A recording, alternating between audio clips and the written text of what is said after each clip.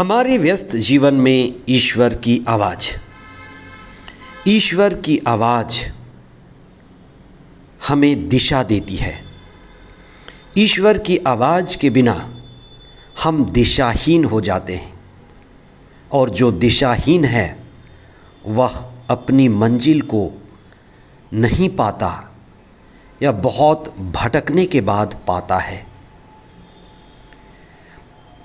प्रभु को पा लेना हमारी ज़िंदगी की मंजिल है।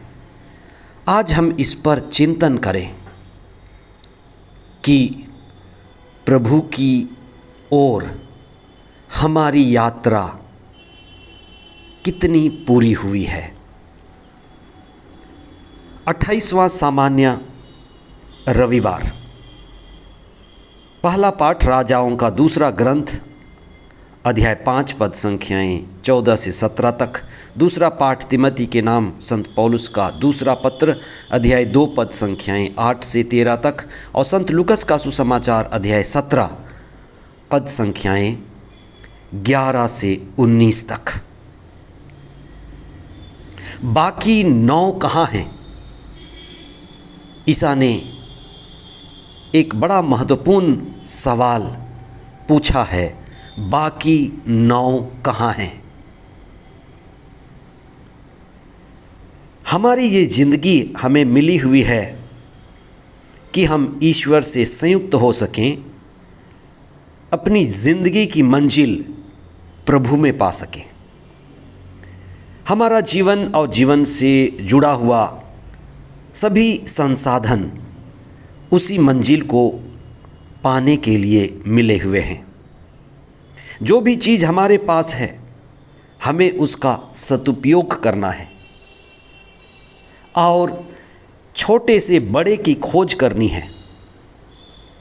हमें शरीर मिला हुआ है, हमारे पास स्वास्थ्य है, शिक्षित मन है, मकान है, दुकान है, व्यापार है, बागान है, नौकरी है।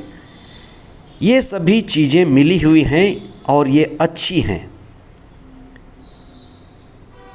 ये सभी का सदुपयोग करते हुए हमें असली की खोज करनी है। हमें अपनी मंजिल पानी है। धन संपत्ति, नौकरी, संसाधन ये मंजिल नहीं है, ये साधन है। इसलिए हम इनका सबसे अच्छी तरह से प्रबंध करें और अपने जीवन को एक ऊंचाई दें। हमारी असली मंजिल ईश्वर को पाना है, ईश्वर में स्थिर होना है। इसी के बारे में आज का सुसमाचार और आज के पाठ हमें अपनी ओर ध्यान आकर्षित करते हैं। हमारी असली ऊंचाई ईश्वर में स्थिर होना है। हम दिव्य हैं, हमारे भीतर दिव्यता छिपी हुई है। हम आत्मा हैं, हमारे भीतर चेतना है, मुक्ति पाने की प्यास है और यही मुक्ति हमारे जीवन का बड़ा उद्देश्य है। आज के सुसमाचार में 10 कोढ़ी प्रभु के पास आए। उन्होंने प्रार्थना की, अनुनय विनय की और प्रभु ने उन्हें चंगाई प्रदान किया। वे कोढ़ से मुक्त हो गए। लेकिन जब वे जान पाए कि वे कोढ़ मुक्त हो गए हैं, चंगे हो गए हैं, उनमें से एक ही प्रभु के पास फिर लौटा और उसने प्रभु से कहा कि वह ठीक हो गया है। उसे शारीरिक चंगाई तो मिल गई थी, लेकिन उससे कहीं अधिक मुक्ति पाना था। उसे आध्यात्मिक चंगाई पानी थी, उसको जीवन की ऊंचाई पानी थी, चेतना को जगाना था और वह जागने लगा था। हमारी असली मंजिल प्रभु को ही पा लेना है।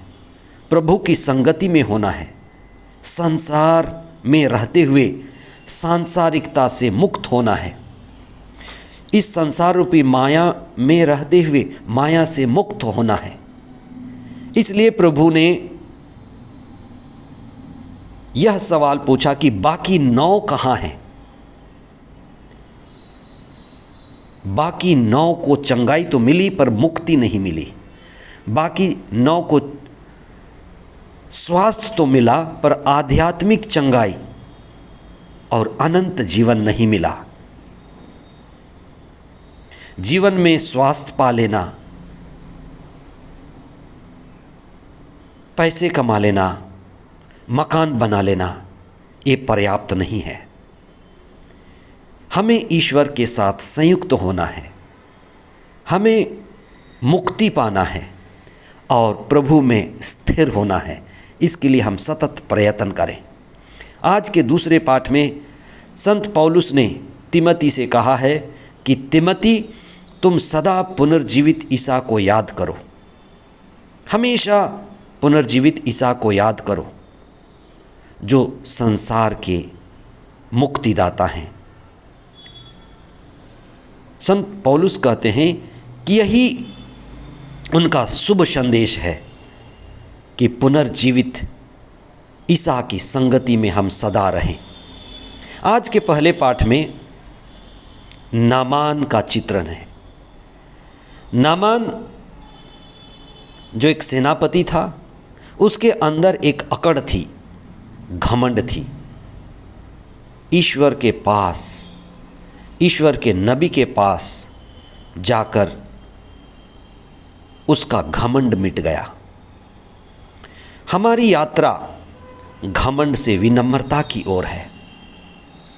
आध्यात्मिकता के मार्ग पर चलकर हर एक व्यक्ति अपने घमंड को तोड़कर विनम्रता की यात्रा करता है।